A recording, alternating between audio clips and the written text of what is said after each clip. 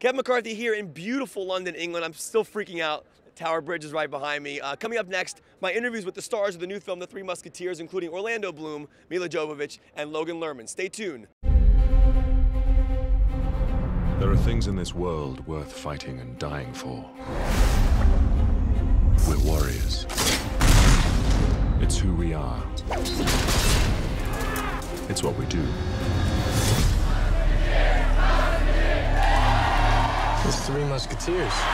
Paul does a really good job with slow-mo. I love the way the slow-mo works. And I wanted to ask you, in your daily life, if you could put one thing in slow motion, what would it be?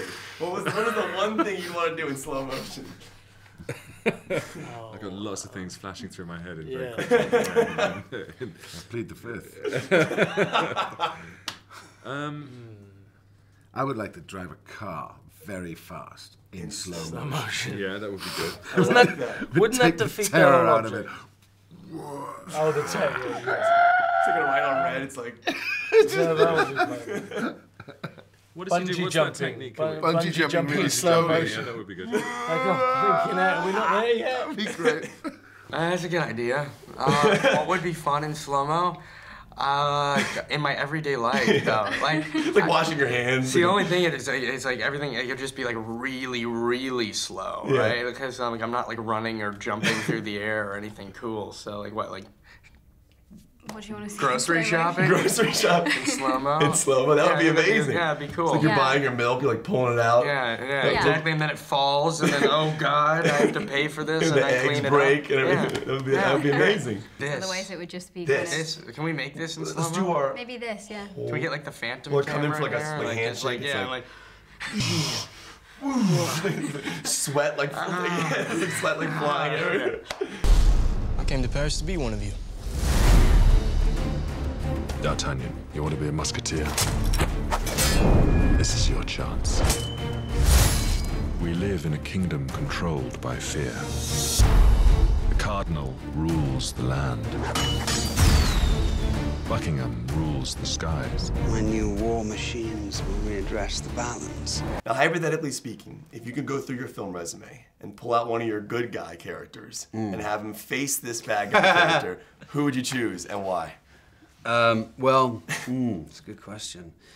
The thing is, most of my good guy characters, like hand to hand, would probably take the Duke of Buckingham out. Yeah, exactly. Because the Duke of Buckingham doesn't really need to draw a sword because he has the power of the British Empire and his king behind him. You know what I mean? Yeah. So he doesn't need to go, he's not threatened by anything because nobody's going to touch him. It's like the Godfather, you know what I mean? Who's going to touch the Godfather? Because they know they're going to get killed by everyone else. It's sort of, he was sort of like that, you know what I mean? He's like the Godfather of that. In that scenario, he's like, he represents that, he has that power. So I think any of my other characters could wipe the floor with the Duke of Buckingham. But I think, it would be fun to draw a sword, you know, as that character, but we'll see. And she is the deadliest assassin the world has ever seen. You're a badass. I mean, if you don't mind me saying that, you're a badass. Thank you. And Paul does such a great job with the slow-mo. It looks so cool. I want to ask an actress this. When you walk off set and you just did an action scene, do you ever kind of keep the mindset and like wonder, well, can I do that in real life? Like, you walk around in daily life and like dodge bullets? I mean, is that ever like do you ever does it just turn off for you? No. You know, even when I talk about the characters, like when we're designing the costumes or designing the look for the hair and makeup, or, you know, doing the choreography, every time I talk about myself, I go, when she does that. And it's always, there is a separation between me and who I'm playing because there is no way I could pull any of this off without the help of everybody on the crew. I mean, you know, to be an actor is to be part of a team. And if that team isn't completely on the same page, that's when accidents happen. That's when things can go wrong. So it's so important for me to have my team of people there that really support me and that I trust, especially when it comes to wire work. There's absolutely no way an actor could do that without all the people around them on the crew that make it happen, you know? So definitely I have no illusions that I could ever do any of that stuff in real life unless I have like 10 guys following me around with like a rope and pulley and like making sure we're making eye contact. And You know, movies are just, they really are a team effort. Together, they will unleash war on the entire continent. We're the Musketeers. It's up to us to put an end to the Cardinals' plot. I could do with some exercise. All for one. And one for all!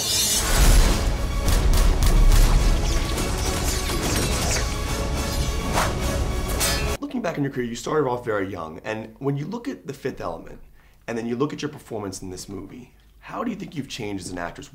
How far do you think you've come? What do you see differently in yourself? How far have you gone? I guess for me, as an actress, you know, I grew up in this industry and I spent the first half of my career just being a really horrible actress. And I think The Fifth Element was the first time that I really completely lost myself in a part and just went for it and just said, you know what, this is the most important opportunity I've ever had in my life, and what a gorgeous character to play. I really wanted to do her justice. And with that, I kind of was able to turn off my conscious mind and do something without worrying if I looked good or if I sounded stupid or, you know, if people were gonna laugh at me, because they will. I mean, you can't play a character like Lilu without being completely off your rocker, right, in a sense. And then a few takes, it's perfect. But for the most part, you can't be scared to look silly. Right.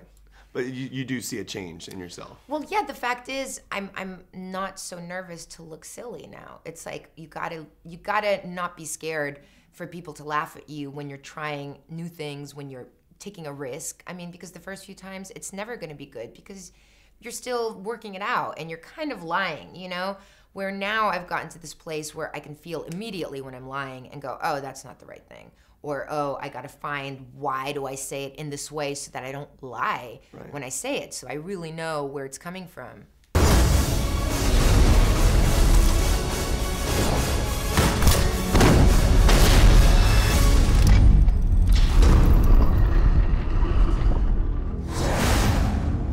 Look out of the window. I like seeing you play a bad guy. It was fun for me. Yeah, I wanted to ask you about that because I mean, generally, you know, look at Lord of the Rings or Pirates of the Caribbean. They're really good guys, but in this movie, I feel like you look like you were having like an amazing time playing a bad guy. Talk about the difference for you and the challenges for you as an actor playing that bad guy. It was kind of the reason I got involved, because I think people would automatically probably think of me as a musketeer. And when Paul sat me down and said, we were thinking the Duke of Buckingham, I was like, I'm in, you know. He was kind of depicted in the script as a sort of a bit of a Bond but with a twist, you know. He's sort of shaken, not stirred. He's got a bit of an edge to him. And for me, it was just great to play that kind of arrogant, cocky, petulant child, really, for want of a better word. I mean, he was the King of England's favourite courtier. So he was very wealthy. He was very rich historically, and money is power, and certainly was back then too. So he sort of wore his wealth, you know, with the jewels and the things and the purple outfits and the high heels, and I had a lot of fun, you know, dressing up and getting into that character, and he represents the power of the British Empire. So when he arrives in the movie on an airship, it's 100 years too soon for an airship, but it's kind of like, it's like getting out of a Ferrari. You know what I mean? I was like, he's like pulling up at school and stepping out of a Ferrari. You know what I mean? He's like, and he's got all that arrogance and confidence and cockiness that, you know, you would have. So it was fun for me to play. It's gotta be freeing too. To yeah, be able to, it was really liberating. You know, it's kind of like go big or go home. You know what I mean? It's like go for it. You know, and in a way, you know, I've seen, you know, I've seen some amazing actors do fantastic things with characters in movies that I've worked on, you know, in the Pirates trilogy, you know, like Jeffrey Rush was just, and Johnny, you know, they would just go for it. You know what I mean? I was like, I want to try something like that. So this opportunity was for me to really just play and have fun, and it was a lot of fun, you know. I mean, bad guys, he's a bad guy, he's an attitude guy. Yeah. They have a lot of fun, you know what I mean? Round 2.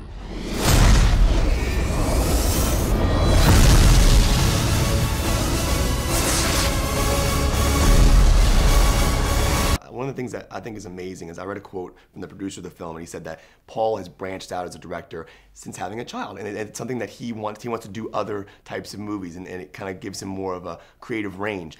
As a mother, do you choose different roles differently now? Do you read scripts differently? Do you make different choices because you're a mother? Yes, definitely, definitely. I think being a mom has completely changed my outlook on everything in life, and definitely in my career as well. It's made me more confident with who I am, but also it's made me definitely go, okay, when I was young, I did lots of different types of movies. I played lots of different types of characters. But, you know, I want my daughter to be able to, you know, watch the films that I make at some point and really stand behind me as an artist and like I'm standing behind her as a human being. There were 4 of us against 40 of them. Was it 40? Or 400? Just 40. It was an off day.